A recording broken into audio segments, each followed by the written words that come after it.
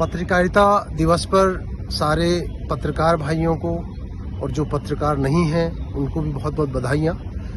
सबसे पहले मैं यह कहना चाहूँगा कि आज पत्रकारिता जिस दौर से गुजर रही है, पत्रकार जिस दौर से गुजर रहे हैं, मीडिया की परिभाषा जिस तरह से बदल चुकी है, मीडिया का स्कोप बदल चुका है। मीडिया अब हम केवल यूज़ नहीं कर रहे हैं, कंज्यूम नहीं कर रहे हैं, बल्कि जी रहे हैं हर दिन। जिस तरह से बड़े बदलाव समाज में आ रहे हैं, उस दौर में अंकित तिवारी भाई ने मीडिया लिटरेसी और उस मिशन के साथ मीडिया की एक डिक्शनरी तैयार करने का एक बीड़ा उठाया है। अंकित तिवारी जी को बहुत बहुत बधाइयाँ उसलिए। जाहिर है कि मीडिया में बहुत बड़े बदलाव आए हैं पिछले 20-30 सालों में, और पत्रकारिता में भी। पत्रकारिता जो कभी एक मिशन हुआ करती थी, आजकल कहीं ना कहीं एक पेशा टाइप से बनकर रह गई है। उसी तरह से मीडिया, जो नई नई टेक्नोलॉजीज आई हैं, जो मीडिया का जिस तरह से विस्तार हुआ है, मीडिया शब्द का ये बहुत बड़ा हो गया है, इसका स्कोप बढ़ गया है। मीडिया हम लोग हर दिन जी रहे हैं, हमारी पर्सनैलिटी, हम कौन हैं, क्या सोचते हैं, हमारा चेतन अवचेतन, ये जाने अनजाने में आज की डेट में, आज की तारीख में मीडिया निर्धारित कर रहा है।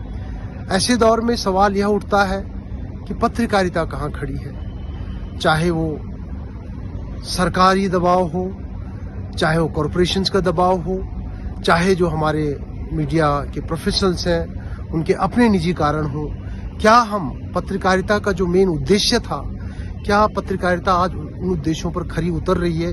ये सवाल आज हम सबके सामने है। हम जानते हैं कि जिस तरह से एक बड़े तौर पर मीडिया का कॉर्पोरेटाइजेशन हुआ है, इन अदर वर्ड्स कॉर्पोरेट्स के हाथ में मीडिया गया है, तो जाहिर सी बात है कि कॉर्पोरेट के इंटरेस्ट पहले आते हैं और जो जनहित है, जो पब्लिक इंटरेस्ट है, वो सेकंड सीट ले लेता है। ये एक बदलाव आया है मीडिया में बड़े तौर पर।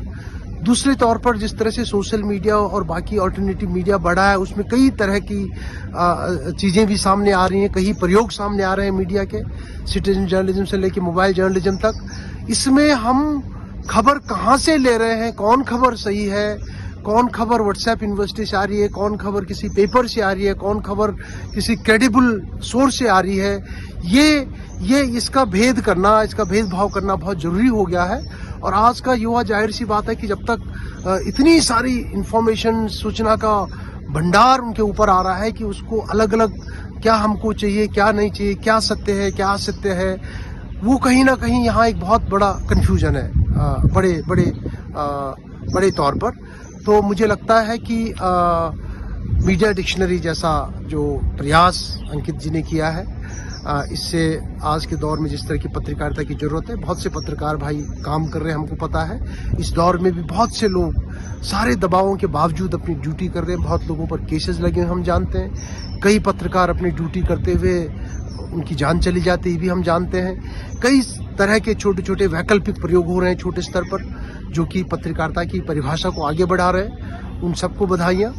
और मुझे लगता है कि पत्रकारिता के बारे में दोबारा चिंतन करने की, पत्रकारिता जो हुआ करती थी उसको फिर से हासिल करने की एक बहुत बड़ी ज़रूरत है। धन्यवाद।